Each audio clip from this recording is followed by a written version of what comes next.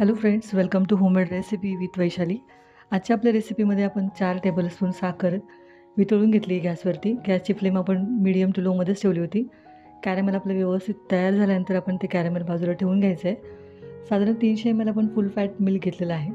Milk छान boil करून घेतल्यानंतर आपण याच्यामध्ये अर्धा कप मिल्क पावडर ॲड करून घ्यायची आहे. मिल्क पावडर कुठल्याही ब्रँडची चालेल.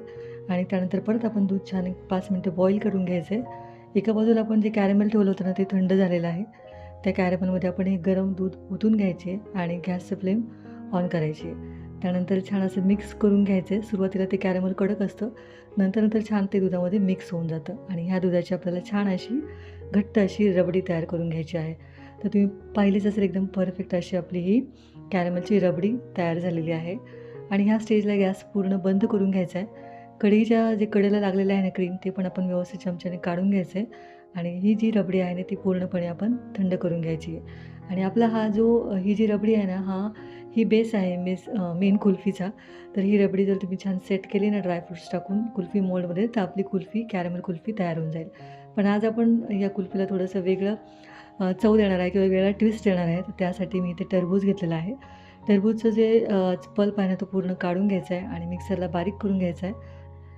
कुल्फीचं जे मिश्रण आहे ते पूर्णपणे थंड झाल्यानंतर त्याच्यामध्ये मी वेलची पावडर टाकली आणि ड्रायफ्रूट्सची थोडीशी पावडर टाकली. आणि त्यानंतर जे आपण मिक्सरला बारीक करून घेतलेलं जे टरबूज होतं ते पण ॲड करून घ्यायचे. आणि थोडे जे टरबूजचे चंक्स आहेत ते पण मी टाकून घेतलेलं आहे. आता आपण ही कुल्फी छान अशी सेट करून घ्यायची आहे. तर सेट करण्यासाठी तुम्ही ते कुल्फी मोल्ड पण वापरू शकता, पण थोडंसं वेगळं ट्राय करण्यासाठी मी टरबूजच्या ह्याच्यामध्येच ही कुल्फी छान अशी सेट करून घेणार आहे. आणि व्यवस्थित असं थोडंसं ड्रायफ्रुट्सने डेकोरेट करून घ्यायचं आहे आणि फॉईल पेपरने छान असं कव्हर करून घ्यायचं आहे. आणि उरलेले जे मिश्रण आहे ते मी एका ग्लासमध्ये सेट करायला ठेवणार आहे.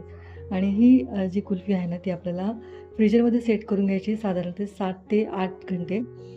डिपेंड करतं तुमच्या फ्रीजरच्या टेम्परेचरवरती. आणि व्यवस्थित सेट करून घेतल्यानंतर आपली छान अशी ही मलाई कुल्फी तयार होणार आहे. तर 8 घंटे झालेले आहेत आणि कुल्फी आपली व्यवस्थित सेट झालेली आहे. आणि मी तुम्हाला कट करून दाखवते. आणि ग्लासमधली जी कुल्फी आहे ना, ती ऑलरेडी संपली. तर एकदम छान अशी आपली कुल्फी तयार झालेली आहे. टेस्टला एकदम छान लागते, खूप टेस्टी लागते ही रबडी कुल्फी.